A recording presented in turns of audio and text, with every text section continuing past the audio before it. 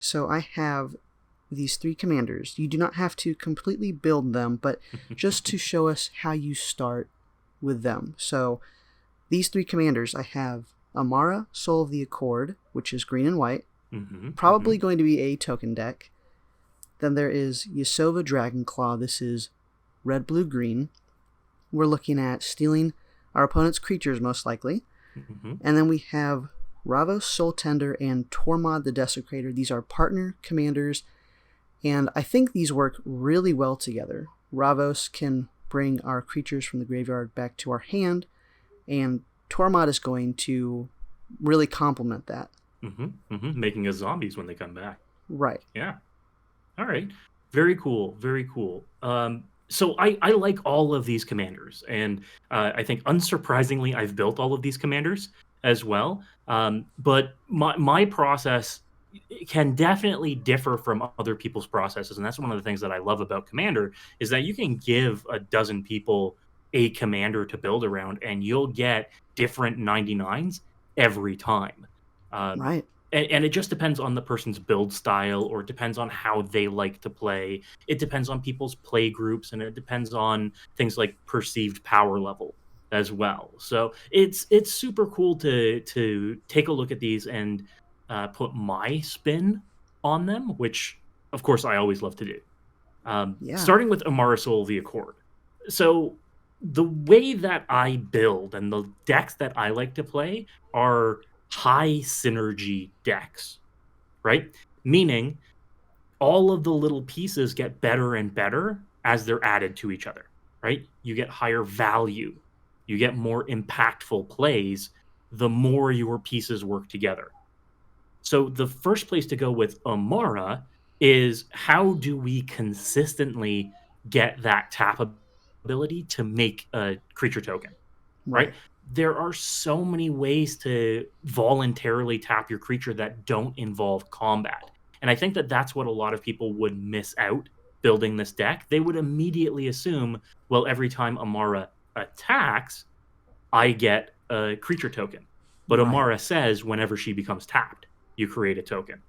So involving things that allow you to tap your commander or tap a legendary creature, like, say, Honor-Worn Shaku, which hands down one of my favorite cards, or the new Relic of Legends out of Dominaria United, are fantastic ways to ensure that you can tap Amara and get tokens while doing things like making 2 mana a turn off of a single 3 mana rock, which is exactly where you want to be, right? Yeah. Okay. A lot of people would also look at things like Springleaf Drum, where it's tap your creature, make a creature, right? Fantastic. These all work together, and especially since Amara is a 2 mana legend, you can play her on 2, then immediately curve into one of these 3 mana rocks that's going to let you harmlessly tap her and start making creature tokens. So you can create tokens very easily. So you have these cards already in mind that you can generate mana with. Where do you get to start to drawing cards? That is my favorite part of building commander decks.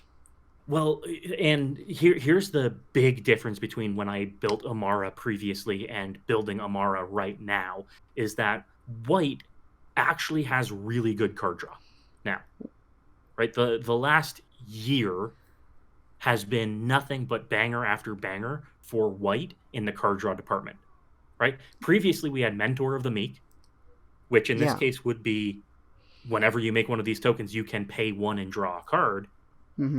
But now we've got things like Welcoming Vampire. Yes. Right? Which is every turn, not just paying mana, but every turn on other people's turns, if you make a small creature, you get to draw a card. Right? That's incredible. That's fantastic value.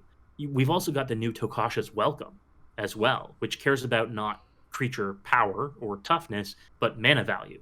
And since all of your tokens have a mana value of 0, you get to draw a card off of them, which, again, incredible. Absolutely fantastic. Now we need to look at how do we do this on everybody's turn, right? How do we do this on our opponent's turn, right? Because these things trigger once each turn. So if we can do it on my turn and your turn, and their turn, and their turn. Then we're drawing 5 cards a turn cycle or more in these instances. So we're looking at 4 cards in a turn cycle rather than paying that 1 mana per creature. Exactly, exactly. If you can make a token on each opponent's turn as well as your own, now you're looking at drawing a mitt full of cards. You're 1 for turn, and then 4 more by the time it comes back around to you, right? 5 cards a turn, that's enough to drown out the table, especially if you're working with high synergies like token synergies, token doublers, those kind of things, right? Once you start adding in anthems in there and your creatures start getting bigger, now you're looking at making 4 creatures a turn cycle, drawing 4 more cards a turn cycle. Hopefully your creatures are 4/4s or 5/5s at this time. Nobody's going to be able to stand up to that. And white can promote indestructibility, and that's really sweet. Yeah, white's got a lot of great gotchas too. I think that that's one of the strengths of the color is what I call gotchas. These are, the heroic interventions in green, right? Creatures you control have hexproof and indestructible, right? Or permanents you control have hexproof and indestructible. Then you've got the unbreakable formations, right? Creatures you control have indestructible. And you've got the Teferi's protection as well. Yeah.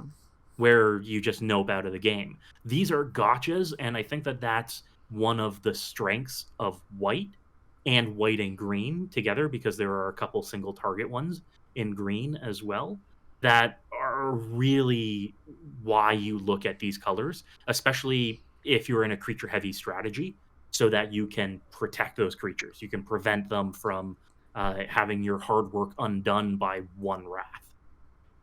And thematically or lore-wise, they are ally colors, aren't they? They absolutely are, which is why they overlap so well in this. There is that synergy in token creation or token doubling, right? We get Parallel Lives and Anointed Procession, which are essentially the same card in each of these colors.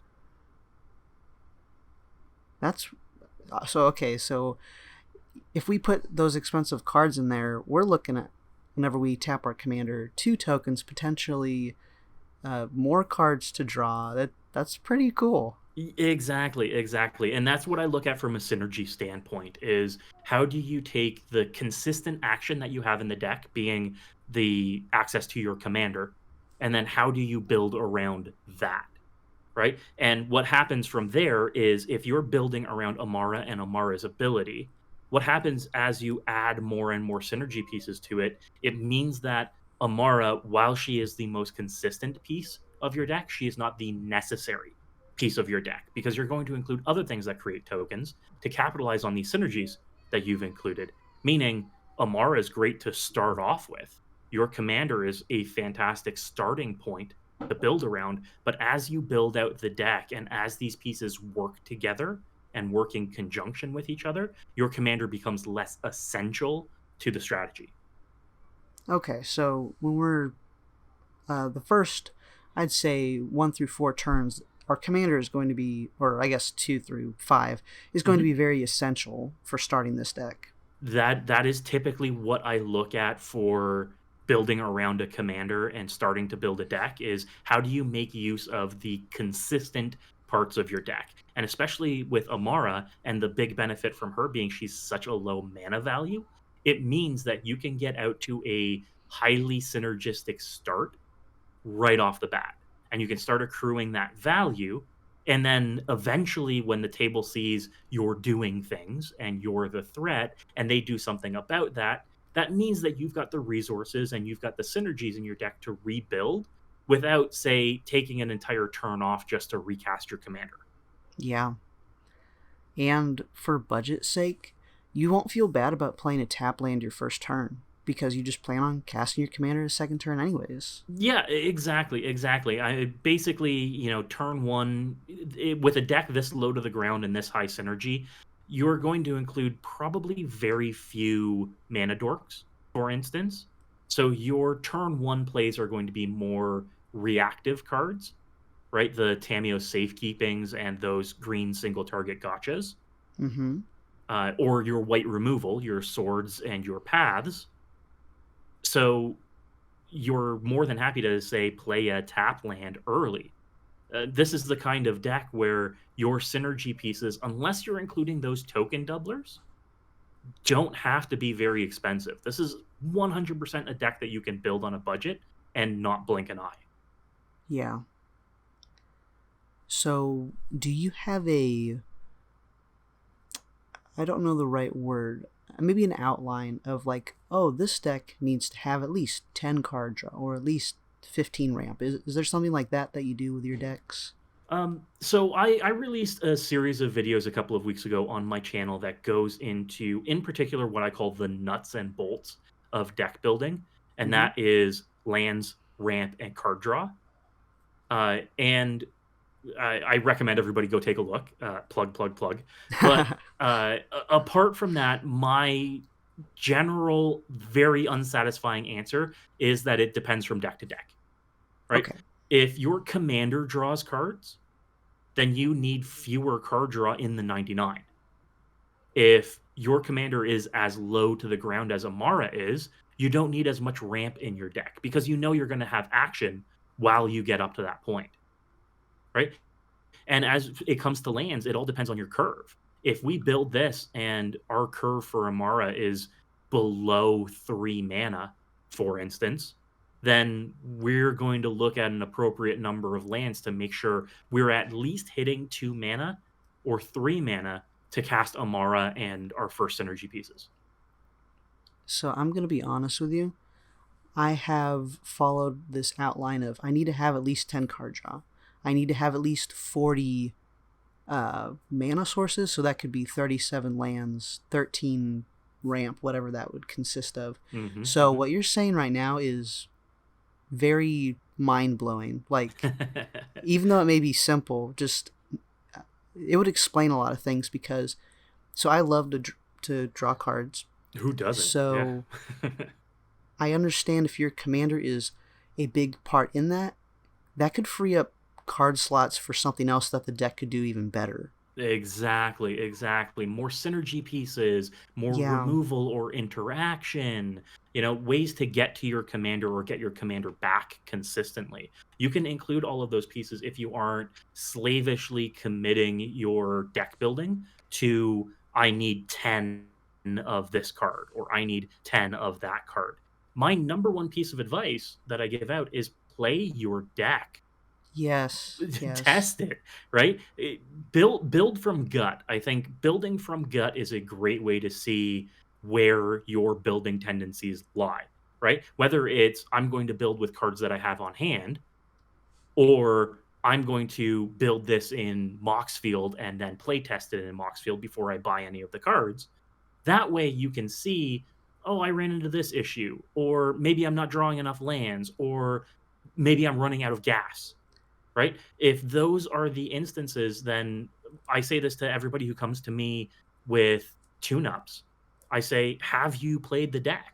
Don't ask me for deck building advice until you've played your deck. Absolutely. Otherwise, I don't know, where we can diagnose or what to look at in those instances. A lot of the times, it's just get the reps in with your deck, get a feel for it, what it wants to do, right? What you want it to do. Mm-hmm. And from there, we can talk about, okay, you're light on creatures. Here's a couple of creatures that you can put in. Here's why you're light on creatures, because you're very heavy in this other area, right? Or I can't cast the top end of my curve. Okay, that's because you have 30 lands in this deck with an average mana value of 4.5.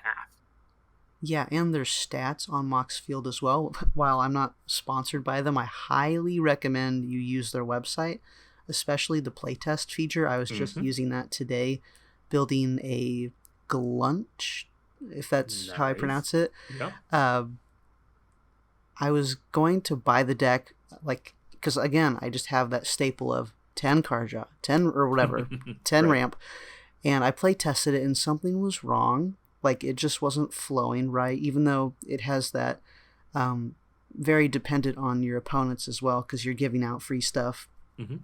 And to yourself. But so I love card draw, so I'm usually going to pick myself for drawing cards, and I noticed I wasn't taking advantage of all the +1/+1 counters, so I just took those out and put in cards I actually enjoyed playing. Mm-hmm, mm-hmm. Absolutely. And that's something about Glunch in particular is that you look at the three things that Glunch can do: Mm-hmm. counters, card draw, and treasures, and you think to yourself, well, I'm going to build in synergies for all three of these things.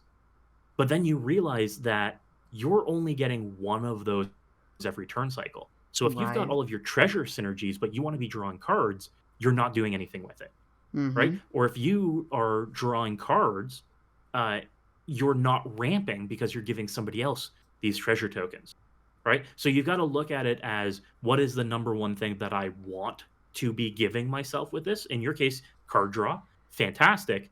But then it's, well, how do I take advantage of giving plus one counters to my opponent's creatures? Can I put something like a generous patron in Oh this deck yeah. so that I can put counters on my opponent's creatures? And well, I don't think that that works because you aren't putting the tokens, the counters on your opponents are choosing a creature Oh, to put good counters on. point. It might be a non-bow, but those are the kind of synergies that you're looking for. Nil's Discipline Enforcer is one in particular that I really like, and that is creatures can't attack you unless their controller pays one for each counter on it. Uh-huh. So in those instances, you can say, "Hey, I'm going to be giving out 2+1+1 counters every turn to my opponents. Now that creature isn't going to be able to attack me unless they pay ghostly prison costs to that kind of stuff, right? You Yeah, can build in that's that pillow fort to it. that's a sweet budget card. Yep, absolutely, absolutely. And hey, if you're building Glunch and you're saying, well, I'm going to be giving out treasure tokens to everybody, and you're saying to yourself, well, maybe I'm relying more on mana dorks than mana rocks. Maybe you put in ways to shut off artifacts so that your opponents get these treasures but can't use them either. Oh, the Yasharn or whatever. Oh my word. Yeah, the Yasharns, you can put in collector oofs to shut down everybody's mana Yeah. rocks. There's one that I've been putting in decks lately to try and hose treasures, and that's Song of Titania, which is March of the Machines, but in green. So it turns each artifact into a creature with power and toughness equal to its mana value. So you give somebody these treasure tokens, and they turn into 0/0s and die right away. Oh my word. That'd be perfect because Viridian Revel, it's a Yes, draws dollar you cards again. when these artifacts go. That's another perfect piece to include in this, especially if you're giving people treasure tokens. It means you're drawing more cards, and we know how much you love to draw cards. Yeah. Okay, so that would really help because, I have the mana dorks, and after a while it feels like I get mana flooded because I'm drawing and it's just like I'm just discarding all these lands. So that makes a lot more sense. Yeah, absolutely, absolutely. And hey, don't count out discarding those lands. Something that is good in green and white, whether it's Amara or whether it's Glunge, is if you're running something like land tax, right? Or you're drawing a bunch of cards and you're discarding all of these lands. Green has a bunch of ways to get lands back from the graveyard, right? You've got Oh. these fantastic ways to run Splendid Reclamation. And after 3 or 4 turns of discarding these basics that you've got from a land tax or the lands that you've discarded because Glunch is drawing you a bunch of cards, Splendid Reclamation them back to the battlefield, and suddenly you've ramped ahead 6 or 7 turns. You cannot see this, but my jaw is like that makes oh my word. Well, see, one of the things that I've noticed through playing, and what I've noticed through watching a lot of people play, is land tax is one of those things that everybody includes in their decks, but it's one of those you don't necessarily include it for the consistency of getting lands. You get it for the consistency of not drawing lands because you're getting them out of your library. And they all end up in your graveyard because at the end of the turn, hey, you're discarding these 3 cards that you just quote unquote drew from land Mm-hmm. tax. Do something with those lands in the graveyard. There are more than enough ways. I or even you could put in creatures that you can play lands from your graveyard or something like that. Oh my word. Exactly. Exactly.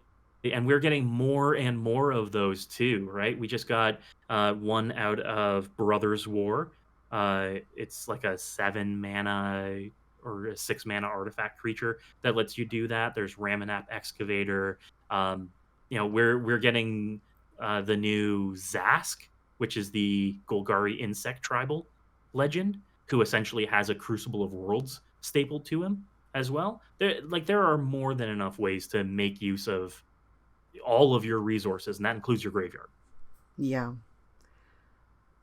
So I would be willing to move on to the next commander, which would be Yasova Dragonclaw. How would you approach this commander? So Yasova Dragonclaw is a very interesting legend in that you need to be looking at quite a few things with her because she's got conditions built into her ability, right? You have to pay for it, so it's a little bit mana heavy. You have to attack with her, meaning you need to do that safely, and you can only steal things with an equal or lower power. So you've got to look at ways to pump Yasova so that you can steal bigger and bigger threats from your opponents. You need to look at ways to get the mana to activate her consistently. And then you need to be looking at things to do once you've stolen those creatures as well. So that's what you're looking at as like your three core synergies here. We're in green, so maybe the mana is a little bit easier to achieve in this, but how are we making Yasova A, bigger, and B, attack safely? Yeah. Those are the number one things that I would look at with her. If we're building around Yasova or we're building a Yasova deck, maybe we don't even build necessarily around Yasova and this ability. Maybe we build a teamer deck that's themed around stealing creatures from our opponents through other ways as well. Yasova is just a way to do it in the command zone, but not necessarily the only way to do it. So maybe Yeah. we're capitalizing on blue's ability to temporarily steal creatures or red's threaten effects. And then we do something with that, like sacrificing creatures to a greater good, right? Yeah. And So again, we need to look at ways to build in these synergies, but also ensure that our commander is part of the strategy. I typically tend to rely heavily on whatever the commander is. So not Voltron, but like whatever the theme is, the commander is a big part of it. So when I would build Yasova, it would be all about her. So I can Mm-hmm. see what you're saying. Like you need to make the rest of the deck to function without her, just in case. Mm-hmm. So I like where this is going. So in this instance with Yasova in particular, counter to what I mentioned with Amara is because of all of the hoops, all of the conditions that you need to jump through in order to get Yasova really humming. I would build her in as a backup as opposed to a primary. The Okay. strategy can be consistent. You can take what Yasova does and build the deck around that, but it's not necessarily just Yasova that's coming from.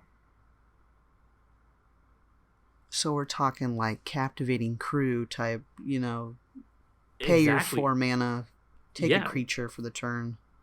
Yeah, we're looking at Sower of Temptations. We're looking at Chamber of Manipulation, which, if you haven't seen that card, I recommend you look that one up. That's a favorite of mine. But it's basically tap, discard a card, gain control of a creature until end of turn, uh, which is incredible. But do something with these creatures as well. If you're using threaten effects to take control of your opponent's creatures, then you don't necessarily have to build threats into your decks because you're relying on your opponents to play these threats and then you using them. So I've never seen Chamber of Manipulation before. This is really good. Yeah. There are a lot of hidden gems like this that just come from talking about synergies, looking at other decks. Uh, Control Magic is 4 mana to one time gain control of creature, right? Mm-hmm. Chamber of Manipulation for the same mana value. This is something that you can do every turn, right? And if you've got ways to get rid of the creatures that you're stealing, right? If you've got ways to sacrifice them, if you've got ways to return them to their owner's hand, then you're looking at an engine to make sure that the biggest threat on the table isn't a threat to you. Because Mm-hmm. this doesn't have to be activated at sorcery speed, right? Unlike Yasova, we don't have to attack in order to activate this, right? It could be somebody attacks you with a big creature, you tap and discard a card to gain control of it. That removes it from combat, right? From there, you can say, I told you not to attack me with it, and you can use this as a rattlesnake to go back to, I believe, Marrow's explanation of cards. This is very much a rattlesnake, something that sits on the board as a threat and lets people know if you come at me, you will get bit. Right, and those kind of plays can also stop or postpone things from happening, which is actually very powerful. Yeah, absolutely. I mean, you can do that for non-attacking creatures as well. If your opponent's about to go off with a synergy piece, you can steal a combo piece from them and do something about that. That's the way to use this either reactively or proactively. And while Yasova, you have to attack and you get that ability on your turn, if you build your deck around these kind of abilities and this kind of synergy, then you're going to be able to do it at any stage of the game or of the turn cycle, making you the one who dictates the pace of play. I hesitate to use the term tempo because nobody can agree on a definition for Mm-hmm. tempo in Magic. But if you're controlling the pace of play and you're controlling where players are attacking or you're redirecting them towards other people, then you're controlling the pace of play. And everybody loves a control deck, or some people love a control deck. Yeah, I initially playing Commander, mono white was my like the thing I drew to. And then of course starting Magic, it's like, wow, blue is the worst color. I'm never touching this, not gonna happen. And then over time it's like, oh, blue is how you well, not how you draw cards, but it's like one of the easier ways, and it's very weird to say, but like if you're not in control of the game, then you will most likely be behind.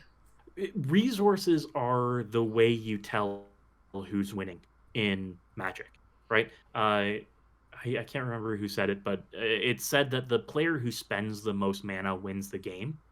And in Commander, it's typically the player who draws the most cards wins the game. Because in Commander, a singleton format, drawing more cards reduces your variance, right? It's the person who draws one card a turn and only one card a turn. They're the ones who are frustrated because, hey, they just spent 3 turns drawing a land a turn, Uh right? huh. But the player who's drawing 4 or 5 cards a turn cycle, they're seeing more gas. They're seeing more of their deck. And if you can do that, then you're winning. That's why blue is a popular color, because you get the Rhystic Studies or the Mystic Remoras or the Consecrated Sphinxes that just draw you a ludicrous amount of cards. And if you're drawing a ludicrous amount of cards, then you have the answers. You have the threats. I typically say to people when they come to me about these kind of things is if you're drawing just entirely too many cards, if you can't shape the game with the best 7 cards you're drawing, go back to the drawing board with how you're building your deck. Yeah, because then you're just wasting like potential. Uh, there's no point, I guess. You could have done it better. It's Well, if you're looking at how you're building your deck, if you can increase the consistency of your deck, you should be able to make it do the thing more consistently. No matter what that thing is, whether it's steal people's creatures, whether it's make a boatload of tokens, whether it's reanimate stuff, if you are drawing more of your deck, you're seeing the pieces that help towards that. And if you're seeing the pieces that help towards that and they aren't actually helping you towards that, then you haven't looked at the entire cohesion of your deck together, right? It's time to rebuild and revisit.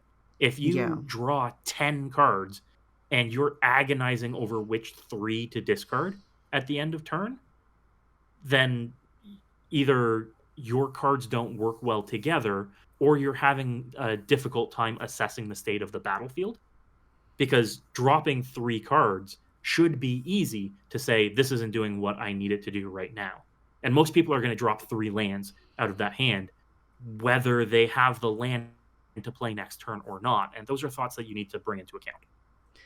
That leads me to another question. When you are starting a game, how do you determine how many lands you keep in your hand?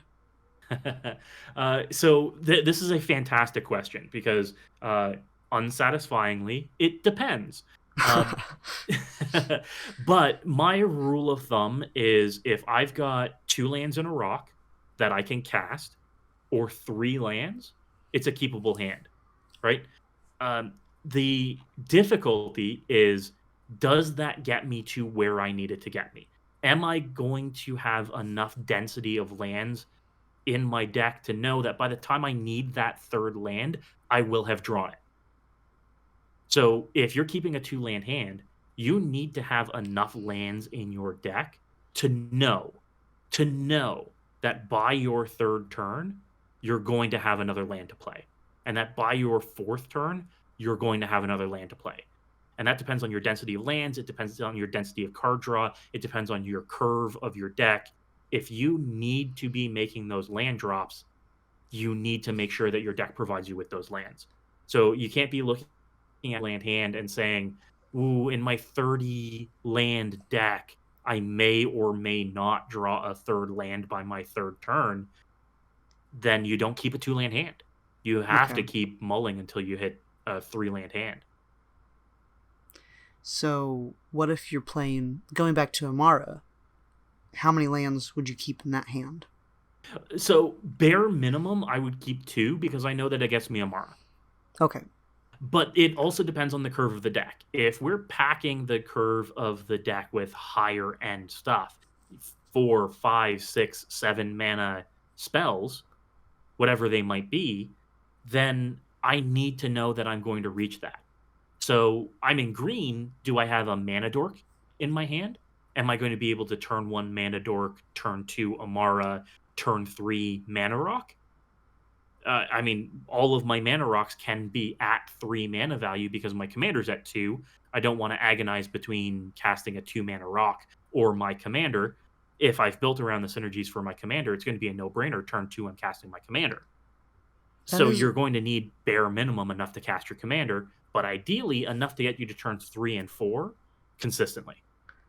That makes a lot of sense because you've literally described a lot of my situations of, do I turn to, do I play a Mind Stone or do I do something else? That makes a whole amount of sense. Yeah, exactly. If you've built your deck around your commander, then the turn that you can cast your commander, you're going to want to cast your commander. In very rare instances, like if somebody's telegraphing a board wipe, or say there's a Nevinral's Disc on the board and you don't want to just play into it, kind of thing. If you can cast your commander, you're going to cast your commander, especially if you've built your deck around your commander. Which is why I always tell people as well is be careful about what shares a mana value with your commander. Because if your commander's at 2 mana, how many other spells in your deck do you want at 2 mana? Because chances are you're either inefficiently casting a 2 mana spell on turn 3, or you're waiting until turn 4 to cast 2 mana value spells. Is it worth it to have 2 mana rocks in a deck with a 2 mana commander if you aren't going to be casting those rocks until turn 3 or turn 4? That gives me a lot to think about, and I really don't want to go through and edit all my decks, but now it's like... if you didn't want to go back through and edit all your decks, you had the wrong guest on. But it's so crazy, because like even looking back, so one of my favorite budget commanders to build is Shirai Shizo's Caretaker. Ooh, fantastic. I was going to bring that up with our Ravos and Tormod discussion. Okay, sweet. My husband really enjoys playing Shirai, I said that right. He loves that commander, and so when I first built it, it was very inconsistent, but he still loved the theme of doing everything on everyone else's turn and getting a lot of value from that. And so I recently rebuilt it, and I made a deck tech and all that, and it was crazy because it was actually working. there was ways to protect your commander. You could cast your commander sooner than turn 5, and you weren't. Anyways, it was just looking back at your previous lists and then going to now is heartbreaking. And Oh, also, absolutely. Yeah. I mean, I look back at decks that I built when I started making content 2.5 years ago at this point, and I look at them and I say, look at how much my personal deck building has evolved, right? I mean, I've personally cut out tutors from a lot of my lists. I've yeah, stopped running Rhystic Study in a lot of my decks because I don't like what it does to a game of Magic. So I look back at decks from 2.5 years ago, and I look back at 3 or 4 tutors in each deck, Rhystic Study in every deck that runs blue, and now I think to myself, well, how do I build to what I like as opposed to what I think should be done? Or how do I make these decks more synergistic rather than high value floor pieces where they're just really good all the time?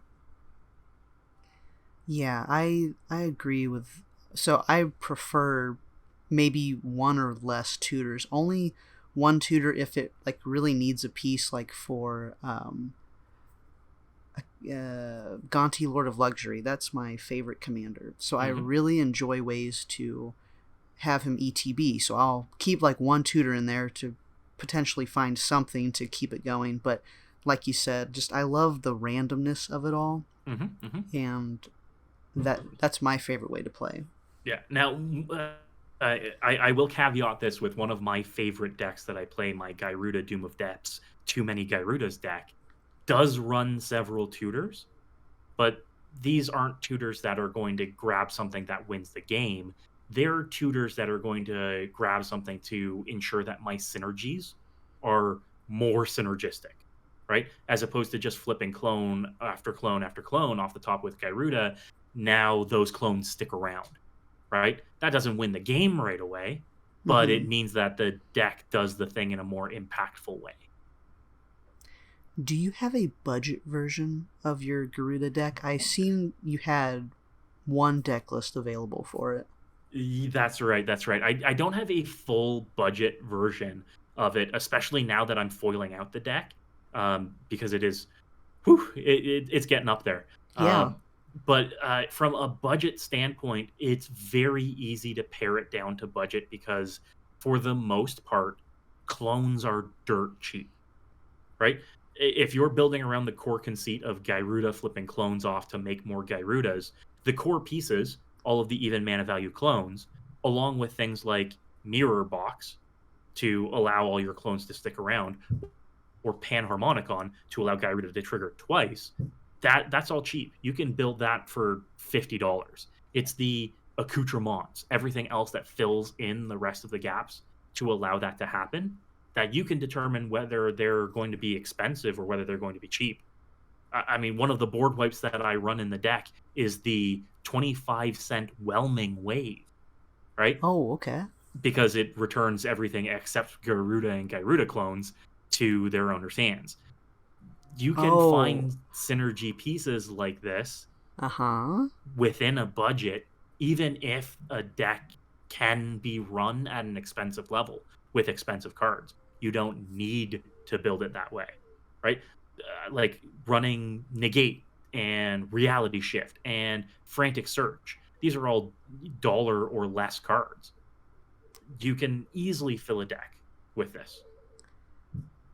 So, similar but off topic, you mentioned some removal spells.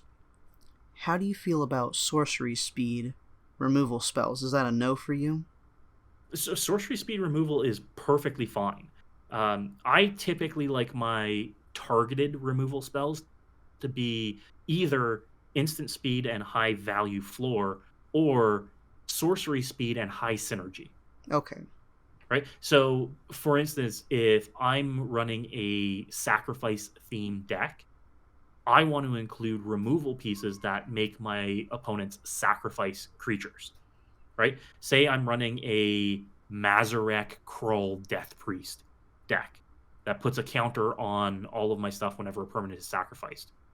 I'm going to be running all of the edict effects, right? I'm going to be running the barter and bloods or the innocent bloods to make everybody sacrifice stuff that makes my army massive, right? Right. Those are the kind of removal pieces that I'd include at sorcery speed if they aren't just straight up board wipes. Um, Not to pick on the nitpicky nerds, but uh, they really like removal at instant speed, and so if it goes to a sorcery, like whenever they are talking about upcoming cards in a new set, if it has sorcery speed, they're going to bring it down a tier, and I understand that, but like in blue, they have a hard time. I think getting rid of artifacts, and so I think Raven form is a sorcery, Mm-hmm. and so I don't think they rated it, but a lot of people don't think highly of that card, even though it gives access to things that blue typically wouldn't do, or feed the swarm. It's a black Yep. removal spell That gets that rid of can enchantments, which is very, very exactly black. Yeah. right. So I love that versatility, even though you do lose life equal to that converted mana cost. It's worth it to get rid of an artifact or an enchantment that's really holding you and your strategy back. Yes. And okay, so some people have blanket rules like that, and that's perfectly fine. Everybody evaluates cards differently, and everybody has a different opinion of how they want to play the game. That's one of the beautiful things about Commander is that there are different definitions of it, and there are different things that people want to do. But what I ask people is that what you want to be doing? Do you want to play that at sorcery speed because you like the value that it gives you? Yeah. If the answer is yes, then who cares what somebody else says about it? If somebody else says, don't run sorcery speed removal, don't let somebody else tell you how to play this game. If you want to run sorcery speed removal, by all means, run sorcery speed removal. If you really like the card, if it does good things for you, if it's worked for you in the past, hell yeah, run it and be happy about I love that.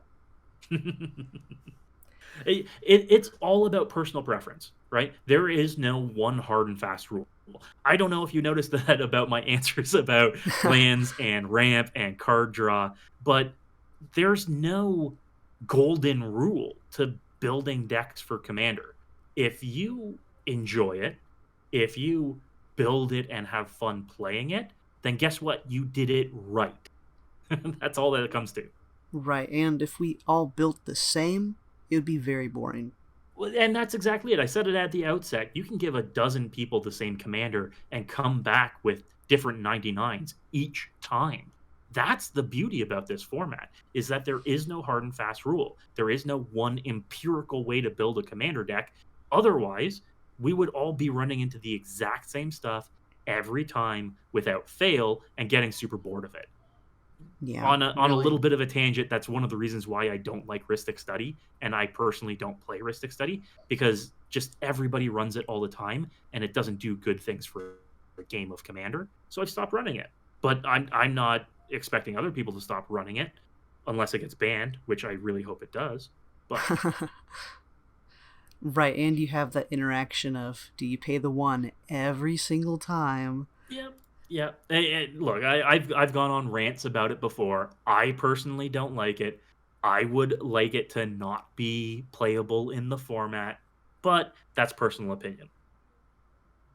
And it's up there, like I think it's $35 now.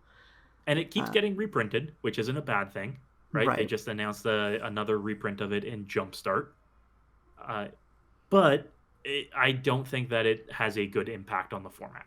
That's all. I'll just leave it at um, so moving on to the last commander, that. we have Ravos, Soul Tender, and Tormont the Desecrator. These two, I think, in my opinion, these work really well together. They just feed into each other. You're getting these zombie tokens whenever you're taking creatures from your graveyard. So I'm actually just looking at the EDH rec, like what people have built, and they highly recommend a zombie tribal. I actually wouldn't have considered that myself. There are a lot of ways that you can go with it. The thing is that the core synergy doesn't paint you into a corner. right? Mm-hmm. It uses your graveyard. That's it. You have to be running creatures. That's it. I think that there's a lot of room to play with in just that core conceit of we want creatures in the graveyard, we want creatures out of the graveyard. You can do a whole bunch of stuff with that. And there's Yeah. not like you have to build a tribal deck with it. You can build a high synergy deck with it, as I like to do, that just cares about sacrificing your creatures. So have a bunch of creatures that sacrifice themselves, or have a bunch of creatures that you want returned to your hand. Um, there's the new what is it? Cathar Commando. Uh, the Yes, Cathar Commando. That's the one that I'm thinking of. It's a 3/1 flash for 2. You pay 1 and sacrifice it to destroy an artifact or enchantment. Right? Okay.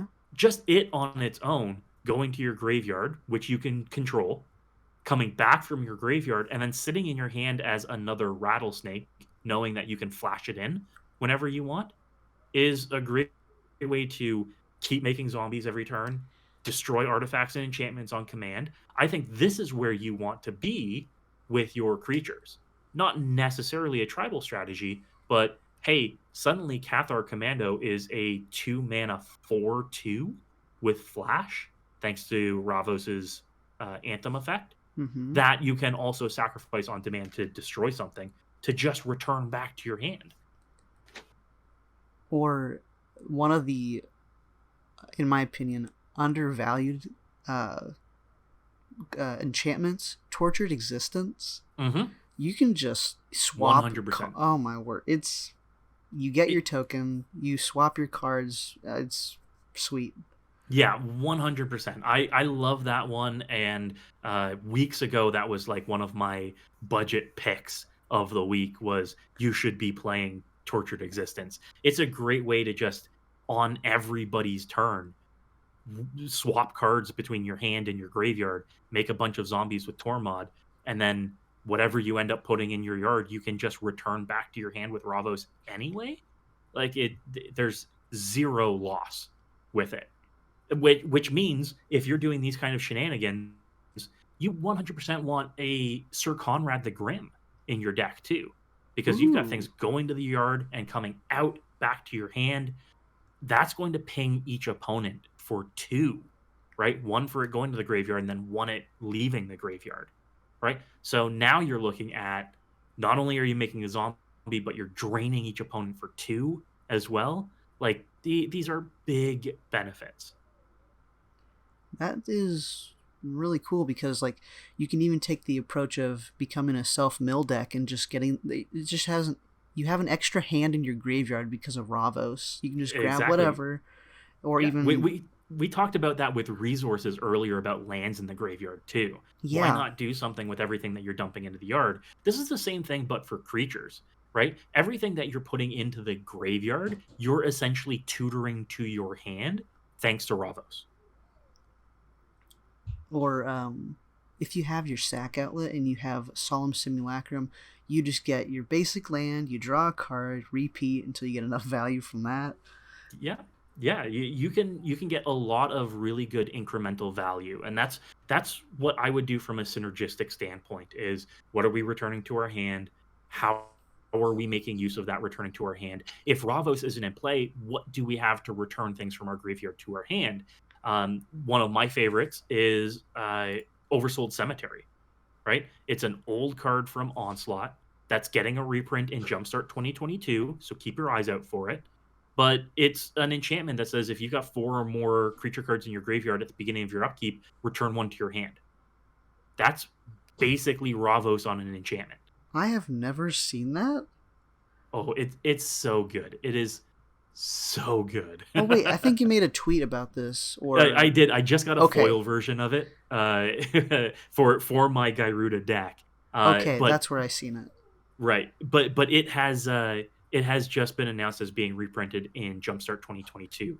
The only other time that it's been printed has been Onslaught, which has put it to a $15 or $16 card at this point. But with Mm-hmm. Jumpstart 2022 coming out, you're looking at getting this for a buck or two, which I mean, jump on it right now. If you like doing graveyard shenanigans, grab one of these copies. This is a sweet card, man. I'm just gonna have to talk to you more often because I already have two cards I didn't even know existed. Look, sometimes a person like me looks at just entirely too many cards and they stick for some reason. Huh. I'm a super big fan of just going on Scryfall and being like, okay, what is something when an artifact enters the battlefield, blah, Yeah, or when an artifact leaves the battlefield, blah. exactly, exactly. For decks that I am building from scratch, if I don't have an inspiration or I don't have a direction for it, what I'll look for is a card off the top of my head that I know synergizes with what this commander does, and I'll see how many instances of that there are in the rest of the game. How many redundant pieces or similar pieces can I find to fill this deck with, right? For say Jan Jansen, Chaos Crafter, right? Uh, how many when an artifact enters the battlefield effects are there? Can we fill a deck with that because you're making multiple artifacts on your turn? Or Gearson Starn, Kellermorph out of Mm-hmm. Warhammer 40k, all about dealing exactly one damage to permanents and players. So type that into Scryfall and see what comes up and what's usable. You will not believe how many cards are out there that are just one mana, deal one damage to each creature your opponents control. That's a one mana, three damage wrath to everything with Gearson Starn out. These are the kind of things that you just say, take a line of text from a card that you know works with what you want to do, throw that into Scryfall, and see all of the similar cards that come up. These are all going to be very important to your deck to filling out your 99. That is a great point because you can also determine your budget as well. Like, okay, I notice most of these cards are around 25 cents to 75 cents, so this will Mm-hmm, probably mm-hmm. be $50 less kind of deck, and I can have some improvements to my lands. I can up the budget a little bit to improve those. Um, you mentioned earlier uh, if you don't have enough cards supporting the commander, that instantly had my mind going to Geth, Lord of the Vault. Mm-hmm, mm-hmm. I so badly wanted to build this commander, and I did, and it did not do well because there's not a lot of mono black put cards in your opponent's graveyards. Right, right. There you can build a deck around your opponent's milling stuff. That's a very common strategy. And there are ways to make sure everybody mills things. But one of the things with decks like Geth or even Yasova Dragonclaw that we were talking about earlier is that they rely on what your opponents are doing, and what your opponents are doing isn't consistent. So Right. maybe you're playing three decks where they're playing very highly synergistic decks. So the things that you're stealing out of their graveyard or you're stealing from them just don't do anything for you. They aren't Yeah. advancing your game plan or they aren't on their own good pieces. Yeah, that's the hard part too because see that's what I another thing I love about Magic is taking other people's cards and using them. Hmm. So, for example, Gonti, Lord of Luxury. Whenever I'm playing against my husband, he plays his vampire deck, and Hmm. so whenever I look at his top four, I'm like, oh, this is just another 1/1 vampire gonna help Exactly. Edgar Markov do whatever he does. Yeah, and that's a fantastic point. I typically use tribal decks like that as an example or two to say, is it worth it to grab a lord from your opponent's graveyard if you don't have any creatures of that type for that lord to do anything with? Otherwise, it's just a mediocre creature. When I was first building Gyruda, one of the first routes that I wanted to take was, well, I'm going to steal all of my opponent's good stuff Mm-hmm. until I realized that my opponents haven't built their deck around having even mana value creatures in it. Meaning the density of creatures that I hit off of that is going to really be hit or miss because I can't rely on how they've built their deck. So I built my deck to care more about what I've put in my deck, to care more about what I can do with my own cards rather than what I can do with my opponent's cards. because you don't know how they've built their deck. You don't know what they're trying to do, and you don't know how valuable any single piece from their deck is going to be at any one time. That's why the most consistent part of any commander game should be you. Okay. So with your Garuda deck, if you just so happen to grab something that's an even mana cost from them, that's just an extra benefit. That wasn't something you were directed towards. No, typically if I'm grabbing something from my opponent, I've missed hitting another clone in my deck, and I'm grabbing something just because I can grab something. Right? Okay. It's a body. That's it. Well, I am tempted to build a budget version of it. I'll have to get back with you on that. That'd be really cool. Yeah, yeah, and again, apart from, I would say three of the even mana value clones, the two Sakashimas and Sakashima Student, you can build the deck on a budget because everything else is dirt cheap, right? Even Spark doubles come down pretty considerably in price too. You can get one for $10 or less Hmm. right now. But apart from that, all of the even mana value clones are less than $1. Well, Chris, I have really, really enjoyed this conversation. Again, I'm gonna have to edit all my decks, which is not fun, but or maybe just the deck list. That might be a better option. Even if you aren't editing the decks, it's worth taking a look at them just with a different perspective. And that's the service that I provide here. People come to me with their decks and say, I just need another set of eyes on it. I need somebody to tell me that I'm doing things quote unquote right or not. And again, a lot of the times I'll come back with them and say, there is no right. It's, do you enjoy it? If it's not doing the thing for you, let's take a look at why it's not. But that's exactly what I do. I give people a different perspective, a different lens to look at their decks. That's what I'm here for. And where can everybody find you at? Well, since I haven't said it yet, hey folks, I'm Chris and I'm your Commander Mechanic. And you can find me just about everywhere content is made, from YouTube to TikTok to Twitter to Twitch. You can find me everywhere you find the orange wrench. Look for that and you'll find me, where I do deck techs and tune ups and deck building advice. And I stream on Twitch doing live collaborative deck builds too. Thank you so much for your time. I really appreciate it. Always a pleasure, Ash. Always.